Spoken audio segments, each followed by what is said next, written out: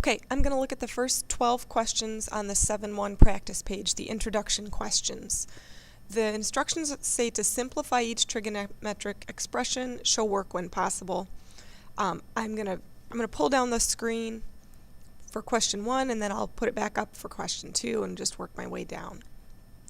The first question says we've got the sine of theta times the cosecant of theta.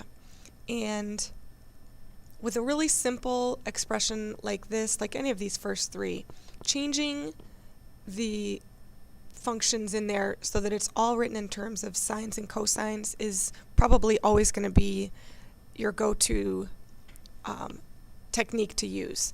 And so the sine of theta times the cosecant of theta can be rewritten because the cosecant of theta is equal to 1 over the sine.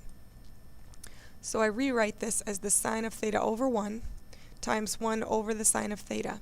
And now if I multiply these two fractions across the top and across the bottom, I get sine of theta over sine of theta, and that's of course equal to 1.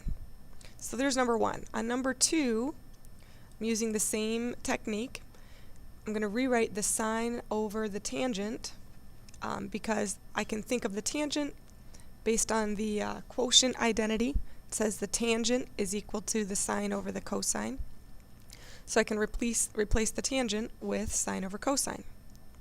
So I put the sine, and then I did a really big fraction bar so I can see that this fraction is in the denominator.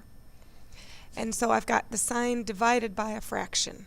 And we have reviewed the fact that when you want to divide by a fraction, or divide by anything for that matter, you can instead multiply by its reciprocal. So I rewrote this as the sine times the cosine over the sine.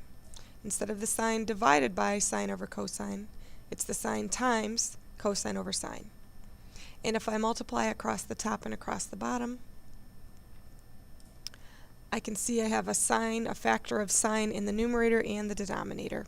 And so again, it's a factor because it's being multiplied by the cosine. It's the sine times the cosine. So when you divide by the sine, those two factors cancel out. And this boils down to being equivalent to the cosine of theta. 3 is almost identical. I replaced the cotangent with cosine over sine using the quotient identity. And then I can see that I'm taking a fraction and dividing by the cosine. To divide by anything, you can multiply by its reciprocal. And so if I think of this cosine as being cosine over 1, then to divide by cosine over 1, multiply by 1 over the cosine. So I have cosine over sine times 1 over cosine.